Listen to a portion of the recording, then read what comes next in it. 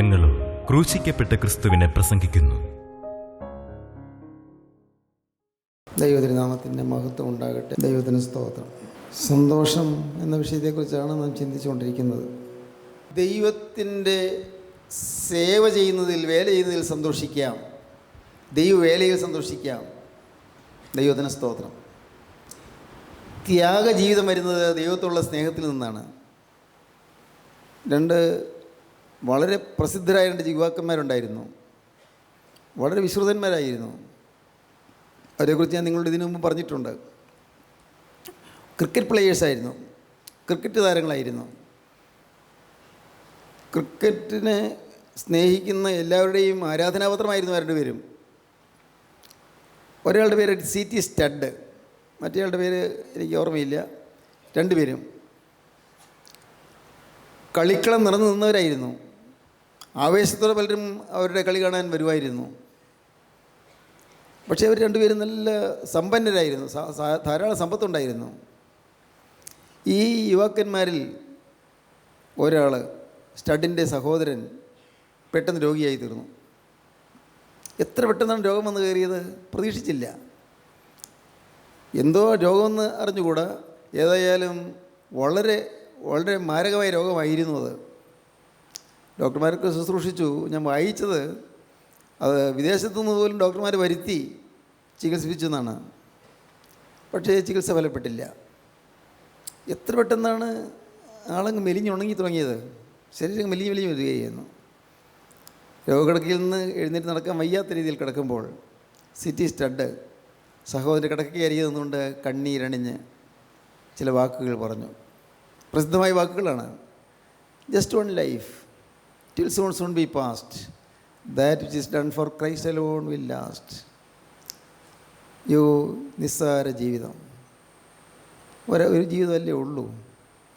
Just one life, ഒരേ ഒരു ആയുസ് മാത്രം. till soon be past, എത്ര വേഗം പറന്നു പോകും. that which is done for Christ alone will last, ക്രിസ്തുവിന് വേണ്ടി ചെയ്തത് മാത്രം നിലനിൽക്കും. സ്റ്റഡ് കരഞ്ഞു. സഹോദരൻ്റെ ജീവനെ രക്ഷിക്കാൻ കഴിഞ്ഞില്ലല്ലോ. സഹോദരൻ മരിച്ചു. ദുഃഖത്തിൻ്റെ ദിനരാത്രങ്ങൾ. സ്റ്റഡ് തീരുമാനിച്ചു, ഇനി ഒന്നും വേണ്ട, എനിക്കിനി യാതൊന്നും വേണ്ട.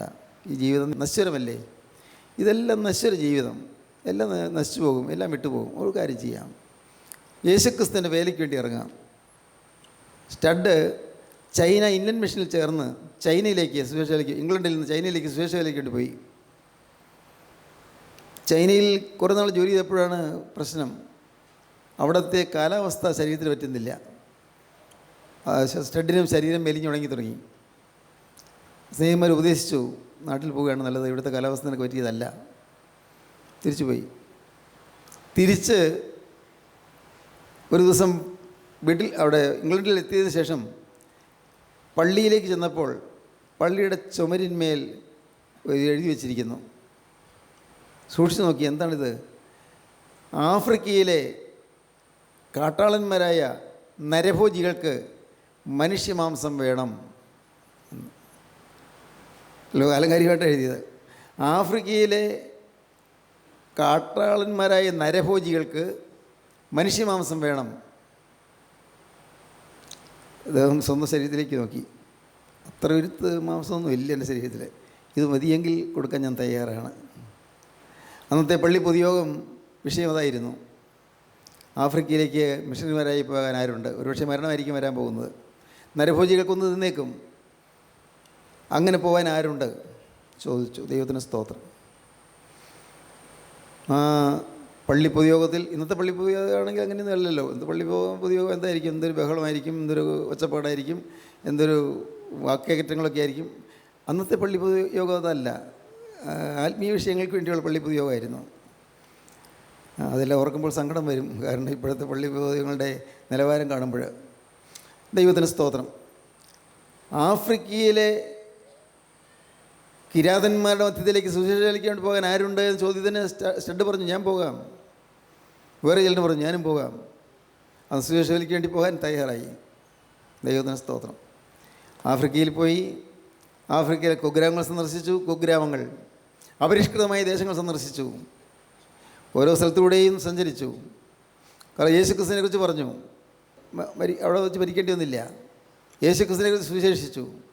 യേശുക്രിസ്തു അനേകരെ സ്വീകരിക്കാനിടയായി. ആ ഇരുണ്ട പ്രദേശത്ത് യേശുക്രിസ്തുവിൻ്റെ ദിവ്യ വെളിച്ചം പ്രകാശിച്ചു. ദൈവത്തിന് സ്തോത്രം. സ്റ്റഡ് ജീവിതം കർത്താവിന് വേണ്ടി വേർതിരിച്ചു. ദൈവത്തിന് സ്തോത്രം. ആയിടെയാണ് ഈ ഇംഗ്ലണ്ടിൽ നിന്ന് വേറൊരു സംഘം ആളുകൾ ആഫ്രിക്കയിൽ പോയി. അവർ ആഫ്രിക്ക ഉണർന്നു എന്ന് കേട്ടു. ഇംഗ്ലണ്ടിൽ സ്റ്റഡിൻ്റെ പ്രവർത്തനം മൂലം ആഫ്രിക്കയിൽ വലിയ ഉണർവുണ്ടായെന്ന് കേട്ടു. അത് കാണാനായിട്ട് ഏതാനും പേര് പോയി. അതിൽ ഒരാൾ, അദ്ദേഹം ഒരു കുടിലിൽ ചെന്നു. ചെറിയ വീട്, ചെറിയ കുടിൽ. അവിടെ ഒരു നീഗ്രോ സ്ത്രീ ഇരുന്ന് വേദപുസ്തകം വായിക്കുക. ഒരു നീഗ്രോ, പ്രായമുള്ളൊരു നീഗ്രോ സ്ത്രീയാണ്. ആ നീഗ്രോ സ്ത്രീ വേദപുസ്തകം വായിച്ചുകൊണ്ടിരുന്നപ്പോൾ ഈ വന്ന ആൾ ചോദിച്ചു, വല്യമ്മ എന്താ ഈ വായിക്കുന്നത്? അത് ഹോളി ബൈബിൾ, വേദപുസ്തകം, വിശുദ്ധ വേദപുസ്തകം. അപ്പോൾ ഇതൊക്കെ നിങ്ങൾ വായിക്കും, നിങ്ങളൊക്കെ ഉണർന്നു എന്നാണല്ലോ കേട്ടത്. ഞങ്ങളവിടെ ഇംഗ്ലണ്ടിൽ കേട്ടത് നിങ്ങൾക്ക് നല്ല പരിഷ്കാരം ഉണ്ടായി, സംസ്കാരം ഉണ്ടായി എന്നൊക്കെയാണല്ലോ കേട്ടത്. നിങ്ങൾ വേദപുസ്തകം വായിക്കുമോ? ഇതൊരു പഴഞ്ച പുസ്തകമല്ലേ? സ്തോത്രം. അവിടെ വല്യമ്മ വാസ്തവം വിശ്വസിക്കുന്നുണ്ടോ? ഈ പച്ചവെള്ളം വീഞ്ഞായി എന്നൊക്കെ പറഞ്ഞ് വിശ്വസിക്കുന്നുണ്ടോ എന്നോ? ഞാൻ തീർച്ചയായും വിശ്വസിക്കുന്നു. എനിക്ക് പൂർണ്ണ വിശ്വാസമാണ്. അല്ലേ, ഈ യോനായെ ഒരു മത്സ്യം വിഴുങ്ങി എന്ന് പറഞ്ഞ് വിശ്വസിക്കുന്നുണ്ടോ? വിശ്വസിക്കുന്നുണ്ടോ? ഈ വേദപുസ്തകത്തിലുണ്ട്. യോനായ മത്സ്യം വിഴുങ്ങിയെന്നല്ല, യോന മത്സ്യത്തെ വിഴുങ്ങിയെന്ന് പറഞ്ഞാലും ഞാൻ വിശ്വസിക്കും. വേദപുസ്തകത്തിലുണ്ടോ? ഞാൻ വിശ്വസിക്കും. പക്ഷേ നിങ്ങളോട് പറഞ്ഞിട്ട് കാര്യമൊന്നുമില്ല. നിങ്ങൾക്ക് പരിഷ്കാരം കിട്ടിയെന്നൊക്കെ പറയുന്നത് വെറുതെ. ഒരു വിദ്യാഭ്യാസവും ഇല്ല, സംസ്കാരവും ഇല്ല, പരിഷ്കാരവും ഇല്ല. ഇപ്പോഴും ഈ പഴഞ്ചൻ സിദ്ധാന്തം വെച്ചുകൊണ്ടിരിക്കുകയാണ്. വരുമ്പോൾ ചാടി എഴുന്നേറ്റു. വേദപുസ്തകം ഒരു കയ്യിൽ പിടിച്ചുകൊണ്ട് പറയുകയാണ്, സാഹിബേ, ഈ വേദപുസ്തകം അല്ലായിരുന്നെങ്കിൽ നിങ്ങൾ ഇത്ര നേരം നിന്നോട് സംസാരിക്കില്ലായിരുന്നു. നിങ്ങളുടെ മാംസം ഇപ്പോൾ എൻ്റെ വറുപ്പ് ചട്ടിയിൽ കിടന്ന് പൊരിഞ്ഞേനെ. ഞങ്ങൾ മനുഷ്യമാംസം തിന്ന കൂട്ടരാണ്. ഞങ്ങളെ മനുഷ്യരാക്കിയത് ഈ വേദപുസ്തകമാണ്. മനുഷ്യമാംസം തിന്ന് ജീവിച്ച കൂട്ടരാണ് ഞങ്ങൾ. ഇത്രയും നേരമൊന്നും സാഹിബിനെ സംസാരിക്കേണ്ടി വരില്ലായിരുന്നു. സാഹിബിനെ ഞങ്ങൾ കൊന്ന് ഇപ്പോൾ തന്നെ വളർത്തേനെ. ദൈവത്തിന് സ്തോത്രം. വ്യത്യാസം വന്നു, രൂപാന്തരം വന്നു. സഹോദരങ്ങൾ, ഇത് കേൾക്കുമ്പോൾ നിങ്ങൾക്ക് ആവേശം വരണം. എൻ്റെ കർത്താവേ, അനേകർക്ക് മനുഷ്യത്വം കൊടുക്കുന്ന ക്രിസ്തുവിനെ, അനേകർക്ക് ദൈവികത്വം പ്രദാനം ചെയ്യുന്ന ക്രിസ്തുവിനെ ലോകത്തിൽ കാണിച്ചു കൊടുക്കാൻ എൻ്റെ ഈ ശരീരവും എൻ്റെ മനസ്സും എൻ്റെ ആത്മാവും ഞാനിതാ സമർപ്പിക്കുന്നു. സ്തോത്രം. ദേഹവും ദേഹിയും ആത്മാവും ഞാനിതാ സമർപ്പിക്കുന്നു. അനേകർക്ക് സമാധാനം കിട്ടുവാൻ, അനേക കുടുംബങ്ങളിൽ ആശ്വാസം കിട്ടുവാൻ, അനേകർക്ക് സംസ്കാരം ലഭിക്കുവാൻ. സ്തോത്രം. പ്രിയപ്പെട്ടവരെ, നിങ്ങൾക്കറിയാമോ, നമ്മുടെ ഈ ഭാരതഭൂമിയിൽ വിദ്യാഭ്യാസം വന്നെങ്ങനെയാണ്? ഭാരതഭൂമിയിലെ കുഗ്രാമങ്ങളിലെല്ലാം വിദ്യാഭ്യാസമില്ലാത്ത ദേശങ്ങളിലെല്ലാം വിദ്യാഭ്യാസം ഉണ്ടായതെങ്ങനെയാണ്? മിഷണറിമാർ വന്ന് ഈ ഭാരതത്തിൽ വന്ന് വേല ചെയ്തു, അവർക്ക് സുവിശേഷം പ്രസംഗിച്ചു, അവരിവിടുത്തെ ഭാഷ പഠിച്ചു, ഭാഷയ്ക്ക് വ്യാകരണം ഉണ്ടാക്കി. മലയാളിയല്ല മലയാളിക്ക് ആദ്യം വ്യാകരണം ഉണ്ടാക്കിയത്. മലയാളിയല്ല മലയാളിക്ക് ആദ്യം ഒരു നിഘണ്ടു ഉണ്ടാക്കിയത്. ഗുണ്ടർട്ട് സാഹിബ് മിഷണറി ആയിട്ട് വന്ന് അദ്ദേഹം മംഗലാപുരത്ത് താമസിച്ചുകൊണ്ട് മലയാള ഭാഷ പഠിച്ചു. മലയാള ഭാഷ പഠിച്ചിട്ട് മലയാള ഭാഷയ്ക്ക് ഒരു വ്യാകരണം ഉണ്ടാക്കി. കാൾഡ്വെൽ എന്ന് പറയുന്ന ഒരു സാഹിബ് വന്ന് comparative grammar of Dravidian languages, ദ്രാവിഡ ഭാഷകളുടെ കമ്പാരിറ്റീവ് ഗ്രാമർ എന്ന് പറഞ്ഞൊരു പുസ്തകം ഇംഗ്ലീഷിൽ എഴുതി. ദൈവത്തിന് സ്തോത്രം. പ്രിയപ്പെട്ടവരെ, ഗുണ്ടർട്ട് സാഹിബ് നിഘണ്ടു ഉണ്ടാക്കി,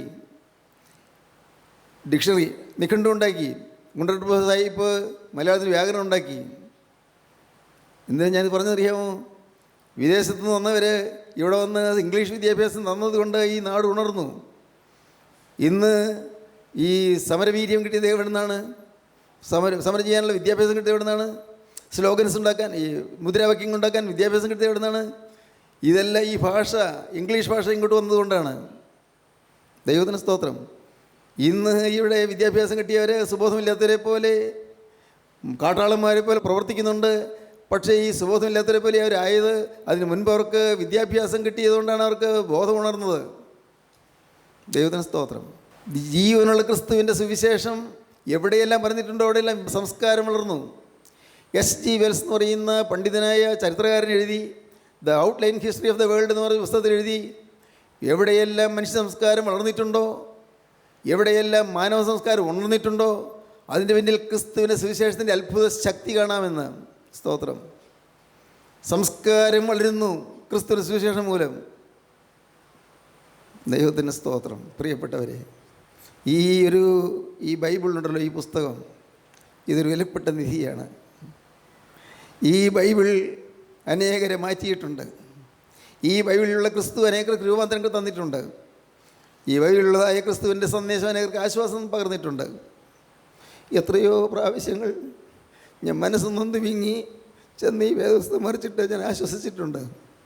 വേദപുസ്തക വാക്യങ്ങൾ വായിച്ചിട്ട് ഞാൻ സന്തോഷിച്ചിട്ടുണ്ട്. ധൈര്യം കിട്ടിയിട്ടുണ്ട്, പ്രത്യാശ കിട്ടിയിട്ടുണ്ട്. എത്ര അവസരങ്ങളാണ്. ഈ ബൈബിളിലെ ഓരോ വാക്കുകളും എനിക്ക് ജീവനാണ്.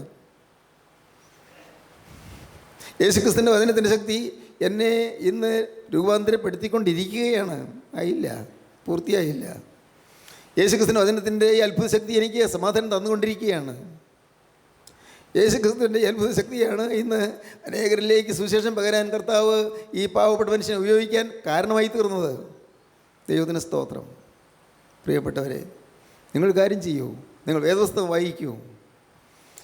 നിങ്ങൾ എന്നിട്ട് കർത്താവിൻ്റെ വേല ചെയ്യാൻ ഈ പുസ്തകമായിട്ട് ഇറങ്ങൂ. ഈ പുസ്തകമായിട്ട് നിങ്ങൾ പുറപ്പെടൂ. ദൈവത്തിന് സ്തോത്രം. ബർട്രൻഡ് റസ്സൽ എന്ന് പറയുന്ന പണ്ഡിതനായ തത്വചിന്തകൻ, അദ്ദേഹത്തിൻ്റെ the impact of science and society എന്ന് പറയുന്ന പുസ്തകത്തിൽ അദ്ദേഹം പറയുന്നു, in this godless universe we shall become gods. ദൈവമില്ലാത്ത ഈ പ്രപഞ്ചത്തിൽ നാം എല്ലാം ദൈവങ്ങളായിരിക്കുമെന്ന്. തത്വചിന്തകനാണ്, മഹാജ്ഞാനിയാണ്. പക്ഷെ അദ്ദേഹം പറഞ്ഞത് അങ്ങനെയാണ്, ദൈവമില്ലാത്ത ലോകത്തിൽ, in this godless universe we shall become gods, നാം ദൈവത്തെ പോലെയാകും, നാം ദൈവം തന്നെയാകുമെന്ന്. മിഥ്യയായിട്ടാണ്, നിരീശ്വര ചിന്താഗതിയുള്ള അദ്ദേഹം പറഞ്ഞത്. പക്ഷേ കാലം മുന്നോട്ട് പോയപ്പോൾ അതിന് ചിന്താഗതി മാറി. അദ്ദേഹത്തിന് നോബൽ സമ്മാനം കിട്ടിയൊരു പുസ്തകമുണ്ട്, the history of western philosophy എന്ന് പറയുന്ന പുസ്തകം. ആ പുസ്തകത്തിൽ അദ്ദേഹം ക്രിസ്തു വിശ്വാസം ഊന്നി പറയുന്നു. എന്തൊരത്ഭുതം! മാറ്റങ്ങൾ വരുന്നുണ്ട്. നിങ്ങൾ കർത്താവിൻ്റെ വേലയ്ക്ക് വേണ്ടി ഇറങ്ങിയാൽ അനേകർക്ക് വരുന്ന ആശ്വാസം നിങ്ങൾക്ക് കാണാൻ പറ്റും. സഭയും സമുദായവും ഒന്നും നോക്കണ്ട, ഒന്നും വേണ്ട നമുക്ക്. അതൊന്നും നല്ല കാര്യം. അവർ നിൽക്കുന്ന സഭയിൽ തന്നെ നിൽക്കാമല്ലോ, അവർ പോകുന്ന പള്ളിയിൽ തന്നെ പോകാമല്ലോ, ഒരു കുഴപ്പവുമില്ല. പക്ഷേ നിങ്ങൾ ക്രിസ്തുവിന്റെ സുവിശേഷം ഹൃദയത്തിൽ വഹിക്കുക, ഹൃദയത്തിൽ തീ വഹിച്ചുകൊണ്ട് നടക്കുക, ഉള്ളൊരു തീ ചുവന്നുകൊണ്ട് നടക്കുക. സ്തോത്രം. യേശു ക്രിസ്തുവിന്റെ സുവിശേഷമാകുന്ന തീയ് ഹൃദയത്തിൽ നിറഞ്ഞു നിൽക്കുക.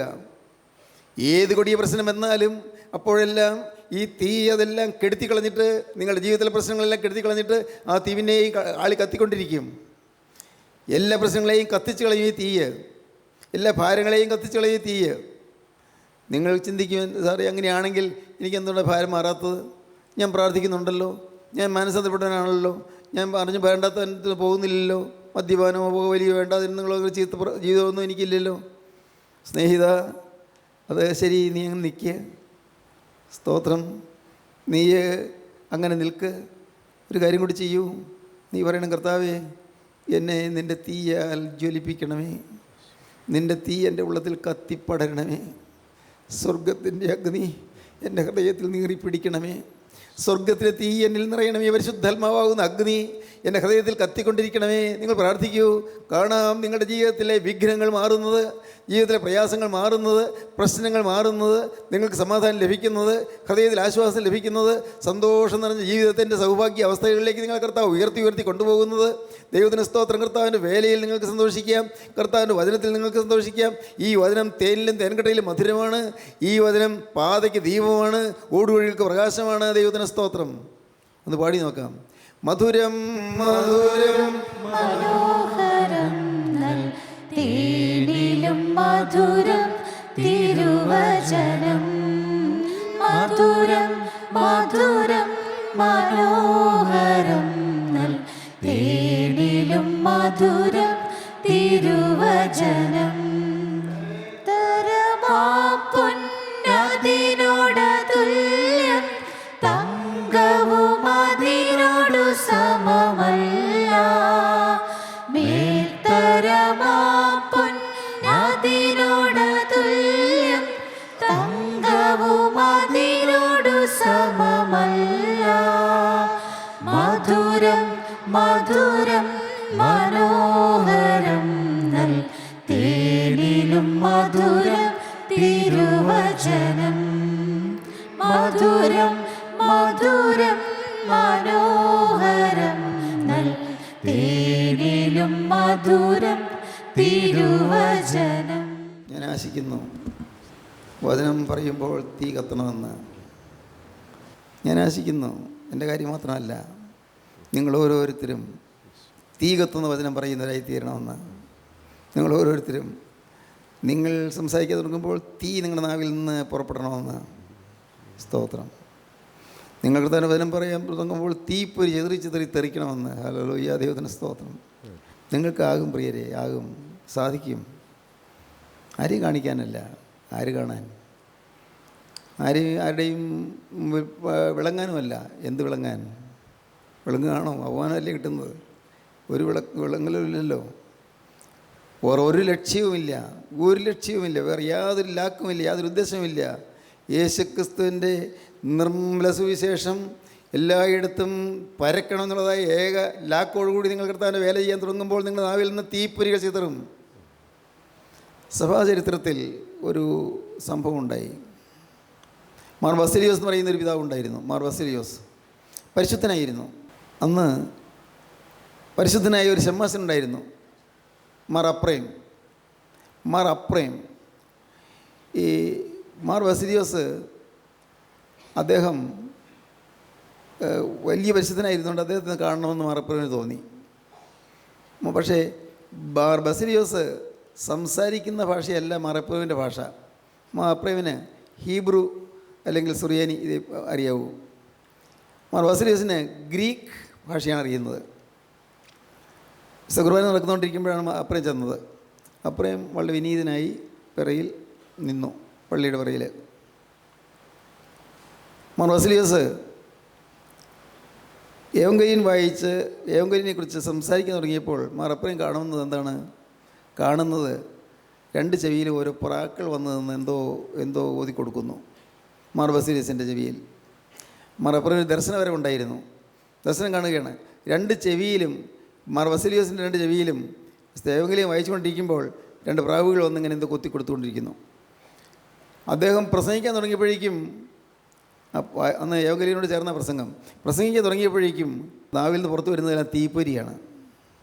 മാർ എപ്പോഴും കണ്ട് അമ്പരം നിൽക്കുകയാണ്. ദൈവത്തിന് സ്തോത്രം. ഏവങ്കലിയം കഴിഞ്ഞപ്പോൾ ശുശ്രൂഷക്കാരൻ മധുബായിൽ നിന്ന് ഇറങ്ങി വന്നു. അങ്ങോട്ട് മധുബായിലേക്ക് കയറി ചെല്ലാൻ മാർ ബസേലിയോസ് ആവശ്യപ്പെട്ടിട്ടുണ്ടെന്ന് പറഞ്ഞു. മാർ അപ്രേം നേരെ മധുബായിലേക്ക് കയറി ചെന്നു. ഒന്നും മിണ്ടിയില്ല. കുർബാന തുടർന്നുകൊണ്ടിരുന്നു. നടന്നെന്നറിയാമോ? കുർബാന കഴിഞ്ഞു, മുറിയിലേക്ക് പോയി ഡ്രസ്സ്, കുർബാനയുടെ അവിടെ തന്നെ പള്ളിയോട് ചേർന്ന് തന്നെയാണ് റൂം. ഡ്രസ്സ് എല്ലാം മാറി കഴിയുമ്പോൾ ശരീരമാസകലം കയറുകൊണ്ട് വരിഞ്ഞ് മുറുക്കിയിട്ടിരിക്കുന്നതല്ല കാണുന്നത്. മാർ ബസേലിയോസിൻ്റെ ശരീരത്തെ ദണ്ണിപ്പിച്ച് അടിമയാക്കുക. ശരീരം ഇങ്ങനെ കയറുകൊണ്ട് വരിഞ്ഞ് മുറുക്കിയിട്ടിരിക്കുന്നു. പുറമേ നല്ല കാപ്പ, നല്ല വർണ്ണപ്പഴുക്കപ്പെട്ടുള്ള കാപ്പയാണ്. പക്ഷേ ഈ ശരീരത്തിൽ കയറുകൊണ്ട് വരിഞ്ഞ് മുറുക്കിയതുപോലെ കാണുന്നു. സംസാരിക്കാൻ തുടങ്ങിയപ്പോൾ മാർ അപ്രേമിൻ്റെ ഭാഷ മാർ ബസേലിയോസിന് മനസ്സിലാവില്ല. മാർ ബസേലിയോസിൻ്റെ ഭാഷ അപ്രേമിന് മനസ്സിലാവില്ല. പക്ഷേ രണ്ടുപേർക്ക് മനസ്സിലാകുന്ന ഒരു ഭാഷ കർത്താവ് കൊടുത്തു. അതാണ് വിവിധ ഭാഷാവരം. രണ്ടുപേർക്ക് മനസ്സിലാകുന്ന ഒരു പുതിയ ഭാഷ, സ്വർഗീയ ദൂതന്മാരുടെ ഭാഷ. ഇന്ന് പലരും മറുഭാഷ എന്നൊക്കെ പറഞ്ഞ് കളിയാക്കുന്നുണ്ടല്ലോ, പലരും അന്യഭാഷ എന്നൊക്കെ പറഞ്ഞ് കളിയാക്കുന്നുണ്ടല്ലോ. ആ അന്യഭാഷ രണ്ടുപേർക്ക് ലഭിച്ചു. ആ ഭാഷയിൽ അവർ സംസാരിച്ചു. അനുഗ്രഹീതമായൊരു കൂട്ടായ്മയായിരുന്നു അത്. അനുഗ്രഹീതമായ ഒരു കൂടിയൊരുമായിരുന്നു ഇത്. ദൈവത്തിന് സ്തോത്രം. സഭാചരിത്രത്തിൻ്റെ സംഭവമാണിത്. പ്രിയപ്പെട്ടവരെ, നാം ദൈവമക്കളാണെങ്കിൽ നാം ഒരു പുതിയ ഭാഷയൊന്നും പറഞ്ഞില്ലെങ്കിലും അറിയാം നമുക്ക് ഒരാകർഷണം. കർത്താവിൻ്റെ മക്കൾക്ക് തമ്മിൽ ഒരു ആകർഷണമുണ്ട്. അത് ആത്മാവിൻ്റെ ആകർഷണമാണ്. ദൈവത്തിന് സ്തോത്രം. ആത്മാവ് എല്ലാറ്റിനെയും വിവേചിക്കും. നമ്മുടെ ഉള്ളിൽ ഒരു തീ കത്തി തുടങ്ങുന്ന ഒരു ദൈവവേദന കാണുമ്പോൾ, സാക്ഷാൽ ആത്മാവുള്ള ഒരു ദൈവവേദന കാണുമ്പോൾ നമ്മുടെ കണ്ണ് നിറയും. സാക്ഷാൽ ദൈവത്തിൻ്റെ ആത്മാവുള്ള ഒരു ദൈവവേദന കാണുമ്പോഴേക്കും നമ്മുടെ ഉള്ളം തളരും, തകർന്നു വരും. ആത്മാവിൻ്റെ ശക്തിയാണത്. പരിശുദ്ധാത്മാവിൻ്റെ ശക്തി കൊണ്ട് വേണമെന്ന് ദൈവത്തിൻ്റെ വചനം പറയാൻ. സ്തോത്രം. നിങ്ങൾ വചനം പറയുന്നവരായി തീരണം. ദൈവത്തിൻ്റെ വേല ചെയ്യുന്നവരായി തീരണം. ദൈവത്തിൻ്റെ വേലയിൽ നമുക്ക് സന്തോഷിക്കാം. ദൈവത്തിൻ്റെ വേലയിൽ. ദൈവത്തിന് സ്തോത്രം. എൻ്റെ കർത്താവിനെ ഞാൻ മഹത്വപ്പെടുത്തട്ടെ. സ്തോത്രം. ഇന്ന് വാർദ്ധക്യമായല്ലോ, ഇത്രയും പ്രായമായല്ലോ. ഞാൻ നല്ല യൗവനപ്രായത്തിൽ ഉറ്റുപൊടി യാത്ര ചെയ്തു കൺവെൻഷനുകൾക്ക് വേണ്ടി. ഒരു സ്ഥലവും കാണാൻ മോഹിച്ച് പോയിട്ടില്ല, ഒരിടത്തും പോയിട്ടില്ല. അന്ന് കോളേജ് കഴിഞ്ഞാൽ ഉടനെ ഞാൻ എവിടെയെങ്കിലും ദൂരെ സ്ഥലത്ത് എവിടെയെങ്കിലും കൺവെൻഷൻ വഴി പോവുകയാണ്. ദൈവത്തിന് സ്തോത്രം. പ്രിയപ്പെട്ടവരെ, ഇന്നതൊക്കെ സന്തോഷമായിട്ട് തോന്നുന്നു. എത്രയോ രാത്രികളിൽ ഞാൻ റെയിൽവേ സ്റ്റേഷനിൽ പത്രം വിരിച്ച് കിടന്ന് ഉറങ്ങിയിട്ടുണ്ട്. എത്രയോ രാത്രികളിൽ ട്രാൻസ്പോർട്ട് ബസ് സ്റ്റാൻഡിൽ പത്രം വിരിച്ച് കിടന്ന് ഉറങ്ങിയിട്ടുണ്ട്. ഇവിടെയെല്ലാം ദൈവത്തിന് സ്തോത്രം. രാവിലെ ആദ്യത്തെ ബസ്സിന് ഞാൻ അവിടെ നിന്ന് പോരും. കൃത്യസമയത്ത് കോളേജിൽ എത്തുകയും ചെയ്യും. ദൈവത്തിന് സ്തോത്രം. പ്രിയപ്പെട്ടവരെ, ഞാൻ എന്താ പറഞ്ഞതെന്നറിയാമോ? നിങ്ങൾ കർത്താവിൻ്റെ വേലയ്ക്ക് വേണ്ടി ഓടുക. കർത്താവിൻ്റെ വേലയ്ക്ക് വേണ്ടി ഓടിയാൽ നഷ്ടമല്ല. സ്തോത്രം. കർത്താവ് ആർക്കും കടക്കാരനായിരിക്കില്ലല്ലോ. മനസ്സിലാകുന്നുണ്ടോ? യേശുക്രിസ്തു ആർക്കും കടക്കാരനായിരിക്കുകയില്ല.